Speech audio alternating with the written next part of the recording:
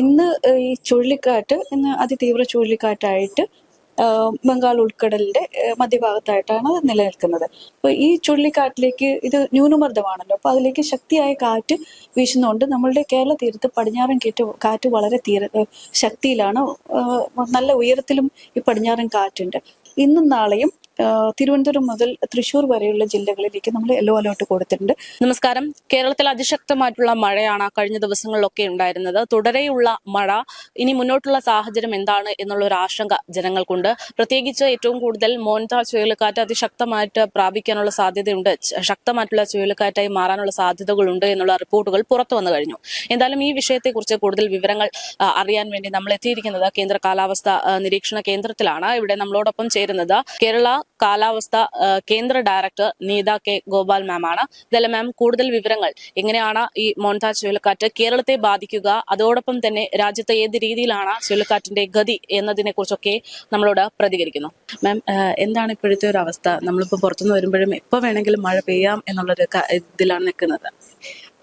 ഇപ്പോൾ നമുക്ക് ഈ കാണുന്ന മഴ എന്ന് പറയുന്നത് മോൻത ചുഴലിക്കാറ്റുമായിട്ട് അസോസിയേറ്റഡ് ആയിട്ട് തന്നെയാണ്. പക്ഷേ ഒരു കാര്യം ശ്രദ്ധിക്കണം, ചുഴലിക്കാറ്റ് നമ്മൾ നേരിട്ട് ബാധിക്കുന്നില്ല. അതിന്റെ ശക്തിയായ കാറ്റ് ഇങ്ങനെയുള്ള കാര്യങ്ങളൊന്നും നമ്മൾ നേരിട്ട് ബാധിക്കുന്നില്ല. നമുക്ക് മഴ കൂടുതൽ കിട്ടുന്നുണ്ട്. ആ ഒരൊറ്റ കാര്യം മാത്രമേ ഉള്ളൂ. അപ്പോൾ ഇന്ന് ഈ ചുഴലിക്കാറ്റ് ഇന്ന് അതിതീവ്ര ചുഴലിക്കാറ്റായിട്ട് ബംഗാൾ ഉൾക്കടലിന്റെ മധ്യഭാഗത്തായിട്ടാണ് നിലനിൽക്കുന്നത്. ഇപ്പോൾ ഈ ചാർട്ടിൽ കാണുന്നത് പോലെ ഇതാണ് ഇപ്പോഴത്തെ പൊസിഷൻ എന്ന് പറഞ്ഞത്. ഇത് ഇന്ന് വൈകുന്നേരത്തോടു കൂടി ആന്ധ്ര തീരത്ത് കാക്കിനടയ്ക്കടുത്ത് അത് തീരം തൊടും. അതിനുശേഷം ഏകദേശം ഒരു വടക്ക് ദിശയിലേക്കാണ് അത് നീങ്ങുക. അപ്പോൾ ആന്ധ്രയുടെ തീരപ്രദേശവും ഒറീസയുടെ കുറച്ച് ഭാഗവും പിന്നെ ഛത്തീസ്ഗഡിന്റെ കുറച്ച് ഭാഗവും ഒക്കെയാണ് ഇതുമായിട്ട് ബന്ധപ്പെട്ട് ഡയറക്റ്റ് ഇമ്പാക്ട്, അതായത് നേരിട്ട് ബന്ധമുണ്ടാവുന്ന സംസ്ഥാനങ്ങൾ അതൊക്കെയാണ്. നമ്മൾക്ക് ഒരു ഡിസ്റ്റന്റ് എഫക്റ്റ് എന്ന് പറയാം, അല്ലെങ്കിൽ ഒരു ഇൻഡയറക്റ്റ് ആയിട്ടുള്ള ഒരു ഇഫക്റ്റ് ആണ് കേരളത്തിൽ ഇപ്പോൾ അനുഭവപ്പെടുന്ന മഴ. അപ്പോൾ ഈ ചുഴലിക്കാറ്റിലേക്ക് ഇത് ന്യൂനമർദ്ദമാണല്ലോ, അപ്പോൾ അതിലേക്ക് ശക്തിയായ കാറ്റ് വീശുന്നതുകൊണ്ട് നമ്മളുടെ കേരള തീരത്ത് പടിഞ്ഞാറൻ കാറ്റ് വളരെ ശക്തിയിലാണ്. നല്ല ഉയരത്തിലും ഈ പടിഞ്ഞാറൻ കാറ്റുണ്ട്. അപ്പോൾ അതിന്റെ ഫലമായിട്ടാണ് നമ്മൾക്ക് ഇപ്പോൾ ഈ ശക്തിയായ മഴ അനുഭവപ്പെടുന്നത്. അപ്പോൾ അത് തുടർച്ചയായ മഴയും ഈ മൂടിക്കെട്ടിയ അന്തരീക്ഷവും ഒക്കെ ഈ ന്യൂനമർദ്ദമോ അല്ലെങ്കിൽ സൈക്ലോണിക് സ്റ്റോമോ ഇതിനോടനുബന്ധിച്ചുള്ള മഴയുടെ ഒരു പ്രത്യേകത കൂടിയാണ്. അപ്പൊ ഈ സിസ്റ്റം ഇന്ന് വൈകുന്നേരത്തോട് ക്രോസ് ചെയ്ത് കുറച്ചുകൂടി വടക്കോട്ട് മാറുമ്പോഴേക്കും കേരളത്തിൽ നിന്ന് അതിന്റെ ബന്ധം മാറിക്കിട്ടും. അപ്പൊ അതിനോട് അനുബന്ധിച്ച് ഇന്ന് നമുക്ക് മഴയുണ്ട്. ഇന്ന് രാത്രിയിൽ, നാളെ ഒരു ഉച്ചവരേക്കും മാത്രമേ കൂടുതൽ മഴ പെയ്യാനുള്ള സാഹചര്യമുള്ളൂ. അതിനുശേഷം മഴ കുറയും, മഴ കാര്യമായിട്ട് കുറയും. മിക്കവാറും എല്ലാ ജില്ലകളിലും നാളെയും കൂടി നാളെ രാവിലത്തെയും കൂടി ആ മഴ കണക്കിലെടുത്തുകൊണ്ട് ഇന്നും നാളെയും തിരുവനന്തപുരം മുതൽ തൃശ്ശൂർ വരെയുള്ള ജില്ലകളിലേക്ക് നമ്മൾ യെല്ലോ അലേർട്ട് കൊടുത്തിട്ടുണ്ട്. മറ്റു ജില്ലകളിലും മഴ ഉണ്ടാകും, പക്ഷേ ഈ അലേർട്ടിനുള്ള അല്ലെങ്കിൽ ജാഗ്രതാ നിർദ്ദേശം പുറപ്പെടുവിക്കാൻ പറ്റുന്ന അത്രയും ഹെവി ആയിട്ടുള്ള ഹെവി റെയിൻസ് ആയിരിക്കില്ല. ആ ഒരു പ്രത്യേകത മാത്രം. ഇന്നും നാളെയും നമുക്ക് കേരളത്തിൽ പരക്കെ മഴയുണ്ടാവും. അലേർട്ടുകൾ തൃശ്ശൂർ ജില്ല വരെ മാത്രമേ ഉള്ളൂ. അതായത് ശക്തി കുറഞ്ഞ മഴയായിരിക്കും വടക്കൻ ജില്ലകളിൽ ഉണ്ടാവുക എന്നതിനർത്ഥം. പിന്നെ നമുക്ക് ഈ ഇടിയോടുകൂടിയ മഴ ഈ കൂട്ടത്തിൽ തന്നെ ഉണ്ടാവുന്നതുകൊണ്ട് അതിനോടനുബന്ധിച്ച് കാറ്റും ശക്തിയായിട്ടുണ്ടാവാം, ഇടിമിന്നലിനുള്ള സാധ്യതയുണ്ട്. അപ്പം അതിനുള്ള ജാഗ്രതാ നിർദ്ദേശങ്ങൾ കൂടി നമ്മൾ കൊടുക്കുന്നുണ്ട്. കൂടാതെ തന്നെ മത്സ്യബന്ധനത്തിൽ ഏർപ്പെട്ടവർക്കുള്ള മുന്നറിയിപ്പും കൊടുത്തിട്ടുണ്ട്. കാരണം നമ്മളുടെ കേരള തീരത്ത് അതിശക്തമായ കാറ്റുണ്ട്. പിന്നെ ഈ മഴയോ അല്ലെങ്കിൽ ഇടിയോടുകൂടിയ മഴയോട് കൂടി പെയ്യുമ്പോൾ അതിനോടനുബന്ധിച്ചുള്ള ശക്തിയായ കാറ്റും ഉണ്ടാവാറുണ്ട്. അതായത് കടൽ പ്രക്ഷുബ്ധമായിരിക്കാനുള്ള ഒരു സാഹചര്യമാണ്. അതുകൊണ്ടാണ് ഇന്നും നാളെയും കേരള, ലക്ഷദ്വീപ് തീരങ്ങൾ, കർണാടക തീരങ്ങളിലും മത്സ്യബന്ധനത്തിനുമുള്ള വിലക്കും അതുകൊണ്ടാണ് ഏർപ്പെടുത്തിയിരിക്കുന്നത്. അപ്പൊ ഇന്ന് നാളെയോടുകൂടി നമ്മുടെ മഴയ്ക്ക് ഗണ്യമായ കുറവ് വരും. നമ്മൾ ഈ അലേർട്ട് മാപ്പിൽ, ഇത് ഏറ്റവും പുതിയ മാപ്പാണ്, ഇന്ന് 1 മണിക്ക് ഉള്ള അപ്ഡേറ്റ് ആണിത്. അപ്പോൾ വരുന്ന ദിവസങ്ങളിൽ ഒറ്റപ്പെട്ട മഴയ്ക്ക് സാഹചര്യം ഉണ്ടെന്നേ ഉള്ളൂ, അതിശക്തമായ മഴയ്ക്ക് സാഹചര്യമില്ല. ഇനി കുറച്ച് ദിവസത്തേക്ക് ഏകദേശം നവംബർ ഒരു 4-ാം തീയതി വരെയും നമുക്ക് നേരിയ തോതിലുള്ള മഴയും മിതമായ മഴയൊക്കെ പ്രതീക്ഷിക്കുന്നുള്ളൂ. അതിശക്തമായ മഴയ്ക്ക് സാധ്യത ഒന്നും കാണുന്നില്ല. നമ്മൾ കുറച്ച് നേരത്തെ വന്നിട്ടുള്ള റിപ്പോർട്ട് നോക്കുമ്പം തമിഴ്നാട് പ്രദേശത്തൊക്കെ ഈ ഒരു ചുഴലിക്കാറ്റിനുള്ള സാധ്യതയുണ്ട് എന്ന് കേട്ടിരുന്നു.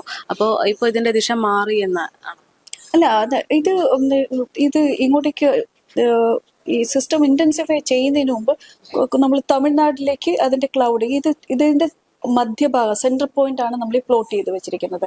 അപ്പോൾ ആ ക്ലൗഡിന്റെ ഇമേജ് എടുത്തു കഴിഞ്ഞാൽ നമുക്ക് മനസ്സിലാക്കാൻ പറ്റും. കാര്യം സിസ്റ്റം എവിടെയാണെങ്കിലും ഈ ക്ലൗഡ് ഇവിടെ മുഴുവനും എല്ലാം ഉണ്ട്. അപ്പൊ അതുകൊണ്ട് ഫലമായിട്ടാണ് ആദ്യം സൂചിപ്പിച്ച പോലെ തമിഴ്നാട്ടിലെ പ്രത്യേകിച്ചും ചെന്നൈ അടക്കമുള്ള പ്രദേശങ്ങളിൽ അതിശക്തമായ മഴ പെയ്തത് ഈ സിസ്റ്റം തമിഴ്നാടിനോട് കൂടുതൽ അടുത്തിരുന്ന സമയത്താണ്. അപ്പൊ അത് വീണ്ടും വടക്കോട്ടേക്ക് മാറുന്നതോടുകൂടി തമിഴ്നാട്ടിലെയും മഴ കുറയും. പിന്നെ മഴ ആന്ധ്ര കോസ്റ്റിലും ഒറീസയിലും ആദ്യം സൂചിപ്പിച്ച പോലെ ഛത്തീസ്ഗഡ് ഇങ്ങനെയുള്ള സ്ഥലങ്ങളിൽ മാത്രമായിരിക്കും. അപ്പോൾ നമ്മൾ കേരളത്തിലും ആ ക്ലൗഡിന്റെ ഇത് കാണാൻ പറ്റും. ഇതാണ് നമ്മുടെ സംസ്ഥാന കേരളം. അപ്പം സൈക്ലോണിക് സ്റ്റോം ഇതാണെങ്കിലും നമ്മുടെ പെനിൻസുലയിലെ അല്ലെങ്കിൽ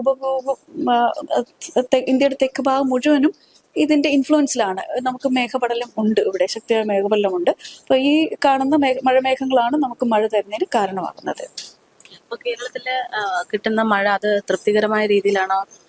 അതെ, നമുക്ക് ഈ സീസൺ തുടങ്ങിയത് ഒക്ടോബർ 1 മുതൽ ഇന്ന് വരെയുള്ള സീസണൽ ടോട്ടൽ എടുക്കുമ്പോൾ ഇന്ന് -7% ആണ്, -7% ഡിപ്പാർച്ചർ എന്ന് വെച്ചാൽ നമ്മൾ ശരാശരി ഈ സമയത്ത് 28-ാം തീയതി വരെ കിട്ടുന്ന ശരാശരി മഴയുടെ ഏകദേശം ഒപ്പം തന്നെ ഇപ്പൊ മഴ പെയ്തിട്ടുണ്ടെന്നാണ്. അപ്പൊ ഇതുവരെയുള്ള മഴയുടെ കണക്ക് നമുക്ക് തൃപ്തികരമായ രീതിയിൽ തന്നെയാണ് പോകുന്നത്. ചുഴലിക്കാറ്റിനെ കുറിച്ച് കൂടെ പറയുമ്പോൾ അതിന്റെ ഒരു പേരുണ്ടല്ലോ, മോൻത എന്ന് പറയുന്ന ഒരു പേര്, അത് മലയാളികളെ സംബന്ധിച്ച് ആ പേര് എങ്ങനെ വന്നു എന്നുള്ളൊരു കൗതുകം കൂടെ ഉണ്ട്. അത് ഈ അറബിക്കടലിലും ഇന്ത്യൻ മഹാസമുദ്രത്തിലും ബംഗാൾ ഉൾക്കടലിലും ഉണ്ടാകുന്ന ചുഴലിക്കാറ്റുകൾ ഇത് ബാധിക്കുന്ന കോസ്റ്റൽ സ്റ്റേറ്റ്സ് ഉണ്ട്. അതായത് നമ്മളുടെ Bangladesh, Burma, India, Sri Lanka, Maldives അങ്ങനെ തുടങ്ങി പാകിസ്ഥാൻ, ഇറാൻ, സൗദി അറേബ്യ, ഇങ്ങനെ ഇതിന്റെ ബൗണ്ടറിയിൽ വരുന്ന എല്ലാ രാജ്യങ്ങളും ഈ ഒരു ലിസ്റ്റ് പേരുകൾ തരും. അപ്പൊ ആ ലിസ്റ്റ് നമ്മൾ RA2 റീജിയൻ എന്ന് പറയും. നമ്മളുടെ ഇങ്ങനെ കാലാവസ്ഥാപരമായിട്ട് നമ്മുടെ ഈ റീജിയനെ RA2 റീജിയൻ എന്നാണ് പറയുന്നത്, അല്ലെങ്കിൽ ഏഷ്യ പസഫിക് റീജിയൻ എന്ന് പറയാം. അപ്പൊ ഈ ഇവിടെ ഫോം ചെയ്യുന്ന ഇന്ത്യൻ മഹാസമുദ്രത്തിൽ ഉണ്ടാവുന്ന സൈക്ലോണുകൾ ബാധിക്കുന്ന രാജ്യങ്ങളെല്ലാം കൂടിയാണ് ഈ ലിസ്റ്റ് പ്രിപ്പയർ ചെയ്യുന്നത്. അപ്പോൾ ഓരോ രാജ്യങ്ങളും ഒരു ലിസ്റ്റ് പ്രിപ്പയർ ചെയ്ത് തരും. ഇന്ത്യയും അതുപോലെ കൊടുത്തിട്ടുണ്ട്. എന്നിട്ട് ഇത് ലോക കാലാവസ്ഥാ സംഘടന അല്ലെങ്കിൽ വേൾഡ് മീറ്ററോളജിക്കൽ ഓർഗനൈസേഷൻ ആണ് ഇത് പിന്നീട് ഫൈനലൈസ് ചെയ്യുന്നതെന്ന് പറയുമ്പോൾ ഈ പേരുകൾ ജെൻഡർ ന്യൂട്രൽ ആയിരിക്കണം. അതായത് സ്ത്രീലിംഗമോ അല്ലെങ്കിൽ സ്ത്രീകളുടെയോ പുരുഷന്മാരുടെയോ പേരിനെ സൂചിപ്പിക്കുന്നതാവരുത്, അല്ലെങ്കിൽ മറ്റു കോൺഫ്ലിക്റ്റുകളോ അല്ലെങ്കിൽ ഏതെങ്കിലും ഒരു വിഭാഗത്തെ ടാർഗറ്റ് ചെയ്യുന്നതോ അങ്ങനെയൊന്നും ആവാൻ പാടില്ല. പിന്നെ ഒരു രീതിയിലുള്ള ഒരു കോൺട്രവേഴ്സിക്ക് വകവെക്കാത്ത ഇല്ലാത്തതുപോലെയുള്ള പ്രത്യേകിച്ച് ആരെയും ഒന്ന് ടാർഗറ്റ് ചെയ്യുന്ന അങ്ങനെ ഒരു പേരാണ്. അതൊരു എക്സ്പേർട്ട് കമ്മിറ്റിയാണ്, വേൾഡ് WMO ഒരു എക്സ്പേർട്ട് കമ്മിറ്റിയാണ് ഇത് ഫൈനലായിട്ട് അപ്രൂവ് ചെയ്യുന്നത്. നമ്മൾ ഇന്ത്യ റീജിയണൽ സെന്റർ ആണ് ട്രോപ്പിക്കൽ സൈക്ലോണിനെ സംബന്ധിച്ചും. അപ്പൊ ഈ പേരുകളെല്ലാം ക്രോഡീകരിച്ച് ഫൈനലൈസ് ചെയ്ത് നമ്മൾ അയക്കുന്നുണ്ട്. അപ്പോൾ നമ്മളുടെ രാജ്യത്ത് നിന്ന് ഇന്ത്യയിൽ നിന്ന് കൊടുക്കുന്നുണ്ട്, ഈ ഒരു ലിസ്റ്റ് കൊടുത്തിട്ടുണ്ട്. അതെല്ലാം കൂടിയാണ് ഫൈനലായിട്ട് ഇതിൽ നിന്ന് ആക്ഷേപങ്ങളൊന്നും ഉണ്ടാവാത്ത രീതിയിലുള്ള പേരുകൾ മാത്രം സെലക്ട് ചെയ്തിട്ട് ഒരു ലിസ്റ്റ് ഉണ്ടാക്കി.